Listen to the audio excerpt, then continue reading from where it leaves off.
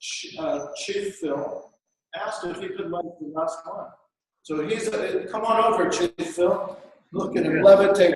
He's not even moving his legs. It's like he's like the real guru.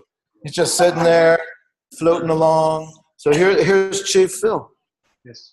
Mitakiapi, my very, very beloved relatives, I want to again extend a very warm and loving handshake and embrace to each and every one of you.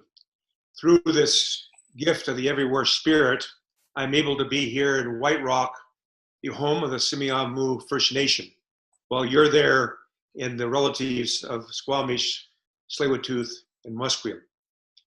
And we have two candles. There's one here my beloved wife is going to help me light, and I want to share a few words before I light that, so you know my intention. And there's one there to light. And I'm really so pleased because I couldn't be there tonight, but the spirits have seen fit to invite a really tremendous beloved brother of our indigenous people who has truly been with the East Side that David knows. He knows what's down there. He knows what the suffering that can come on because of colonization. And so I want to ask our very beloved brother, Dr. Gabor Mate, if he can come and light the candle from there. You have that right to do that. You've served our people. You've helped our people. You stood in there in the most difficult world, the place of hungry ghosts. So if you would do that, I would deeply appreciate it. I can't see it, but for the Everywhere Spirit, I pray that it be that way. So, Mitakiapi, I want to share at this time that I had the good fortune on several occasions, the honor, the blessings, traveling to the great lands of our wonderful relatives, our wonderful Palestinian relatives, our wonderful Jewish relatives. And you know, when I went there, when I went and walked along the Via Dolorosa, where Jesus walked dragging the cross, I felt the Spirit of the Creator, the Spirit of God. When I went to the Temple Mount where Lord Muhammad ascended unto heaven, I felt the Spirit and power of God. When I went to the Wailing Wall and prayed and cried, I felt the Spirit of God. I felt the Spirit of the Creator, Hannukah. When I went along the Sea of Galilee, I felt the Spirit of the Creator. When I went to the Garden of Gethsemane, I felt the Spirit of the Creator. When I went to Mount Carmel and walked through the Baha'i holy places there, I felt the Spirit of God, as well as I felt it in Little Eagle, South Dakota, where the Sundance is held, or Greengrass, where our sacred white buffalo calf pipe is kept. That place has the same Spirit of God. And that Spirit of God, that Spirit of the Creator, is within each one, every one of us. We are one human family. I like to say it even more so, the prior unity and oneness of the human family. And one of the beautiful quotes I love from the Quran, from God, says, we are all from one clot of blood. And I would say you would look at all the holy books of all sacred traditions and their spiritual foundations. They tell us we are one human family. The hurt of one is the hurt of all, is our sacred teaching from our own white buffalo calf woman, who gave us the 7 sacred rites of the white buffalo calf pipe. So I want to say that it's time, Mitakiapi, for these waves and waves and waves of colonization. This is just the latest wave, because only colonized people colonize people, only abused people abuse people, only hurt people hurt people. And if we've been hurt and abused, we need to heal ourselves, because if we don't, we'll end up doing it to our own people and others. I've seen it repeated throughout history, because when we get hurt, not only is the feeling of being the victim, the oppressed one, but as well within that same recording or that same experience is being the oppressor, being the victimizer. And so if we don't be careful, we can end up doing the very same things to others that was done to us. And that is not just, and it's not something I know that any of our spiritual traditions, especially these sacred days of Hannukah, in a way you so beautifully expressed it, Rabbi David. I really appreciate it. So I wanted to say about that much tonight. And I believe we have to have these lights for these children. Can you imagine from 2014 having your entire energy system knocked out, given 2 or 3 hours of energy a day, and then expect children to learn, to expect children to find their way at night? So these lamps for these children are going to help. But I got to say the same thing. Right here in Canada, the United States, and across the Americas, and around the world, there are very similar conditions. Very similar. Very, very similar in the most wealthy countries in the world, where you have people with no clean water, no housing. You have those relatives, our brother represented in the east side of Vancouver. It's a disgrace and a shame that 2 billion of our human beings, our relatives, right tonight, as we sit here in this beautiful time of Hanukkah, are without food to eat, water to drink. So I guess maybe it's that cataract operation I had. I kind of get wound up tonight. But I think it's time, Mitakia. We've suffered enough. And so for that, we have my beloved wife, Sutita, who is now lighting this candle for the realization for every human being to understand we are one human being, one human family.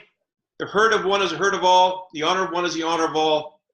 And we're all, every one of us, the children of one father and one mother. We're all indigenous relatives of this Mother Earth. And all of us have the sacred responsibility to rebuild old relationships and to forge new ones until we step out of this time of spiritual pregnancy, of the springtime, early days of springtime, and step forward into the fulfillment of all our sacred prophecies that promised after a long spiritual wintertime would come a tremendous spiritual springtime after the winter. And this is where we are, Mitakiapi. Hal mi chante washtelo, hilai mai lol mi chante, shukmano hemeya do, chinupasape hemedo, hal mi chante washte. So I just said in the conclusion, my name is Horse Thief, my name is Black Pipe, and I stand responsible before the Creator for my words and my actions. I thank you very much again, Dr. Gabor Mate, for what you've done to help our indigenous people who have been suffering. They've told me how you've helped them. And so I'm so pleased the Spirit's brought you here so I can say that to you directly from my heart to your heart. Hallelujah, Chante Washte.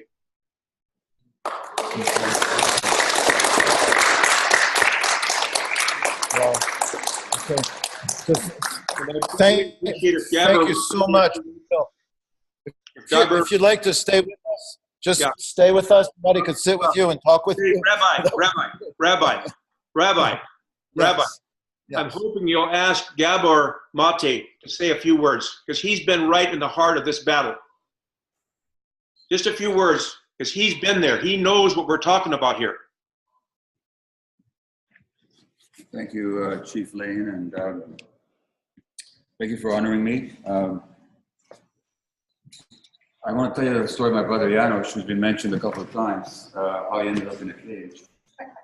He was running a campaign to free the whales from captivity at the Vancouver Aquarium. And so he thought he would demonstrate for people what it's like for a big creature to be in a small holding pen. So he constructed a small cage and he set it up outside the aquarium and he locked himself into it and stayed there for 3 nights. And I think that's where Yvonne was with him. And my brother, we had two of my brothers, Janusz is one guy, George the other. He used George's failure to get the cage down to the Vancouver Aquarium. And when Janusz locked himself into the cage, my brother George said, I always knew you were going to end up behind bars. So in our family, there's always been an awareness of suffering, and that's because of the suffering that our own family went through. during the war. And in relationship to the Indigenous people of Canada, sometimes when I travel across the country and I give my talks on trauma and addiction and related subjects, people will say to me, well, how come your family, your parents were killed in Auschwitz, 5 or 6 million people were killed, people were killed in a short space of time under horrific circumstances. How come you're doing relatively okay, the Jewish people are doing relatively okay? You know, they're making it in society, and Native people here never suffered anything like that kind of genocide. So how come they're not doing so well? And my response to that is that actually the Native people here have been traumatized more than the Jews. And by that I don't mean to compare scales of horror, because you cannot compare Auschwitz to anything else. I'm not talking about degrees of suffering. I'm talking about trauma. And trauma isn't about the terrible things that happen to you. Trauma is about the terrible things that happen inside you. And the 3 years of, 4 years, or 5 years of genocide and torture and torment were horrific, but they did not succeed. They couldn't, in that short period of time, destroy the Jewish culture or the Jewish family. Whereas here in North America, there was a very deliberate attempt not just to take the land away from people, but to actually kill their spirit. Not just to kill them as individuals, but to actually kill their culture. Not just to destroy their political and economic power, but to actually destroy their families. And that effort went on not for 3 or 5 years, but for hundreds of years, and for generations upon generations upon generations. And it's going on today, and what the government's going to realize when they, or maybe they do realize it, they just don't care, that when they okay something like the Site C Dam, where they're going to flood another 5,000 square kilometers or miles or acres, I don't know what, of native lands, they're still perpetrating a trauma.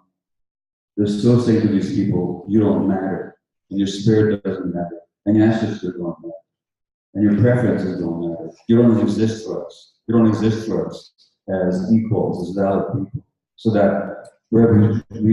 I've often said this, with that, and this is very much what's happening in Palestine. You know, we've apologized to the Japanese Canadians for taking their goods in the Second World War. We've never apologized to the Native people for taking their goods. Why haven't we apologized? Because we're still doing it. It's still going on. And that same process of annexation that is so nakedly and so unashamedly and so openly and so hypocritically going on in the land of Palestine, Israel, is still going on in this country as well. And truly it's the same process. And just as Phil Lane said about how when we don't heal ourselves,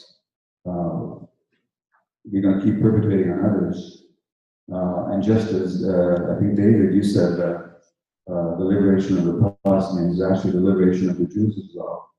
In the same way, the dignity and the affirmation of the rights and the recognition and the brotherhood, the sisterhood of the Native people, with all of us, is also going to be liberation for the rest of us as well. So thank you.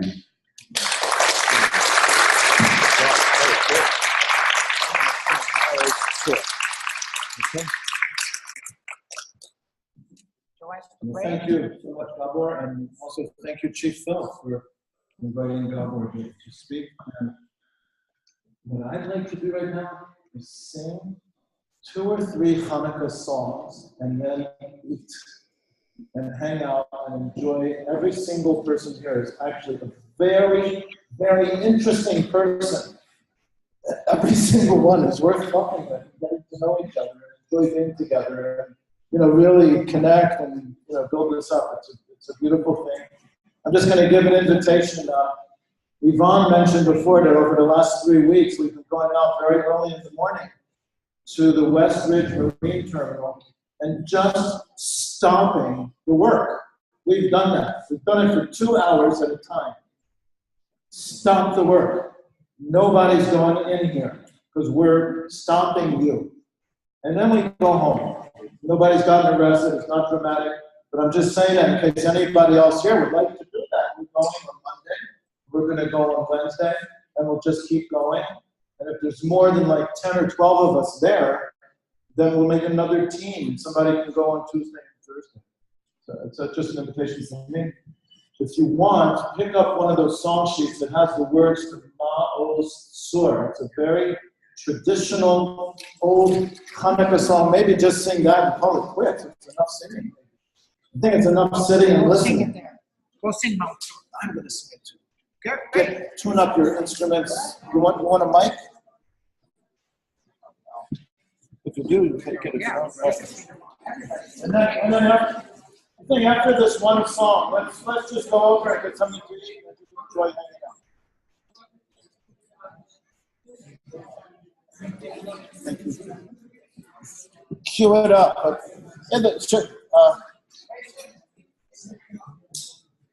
Yom, should I start singing?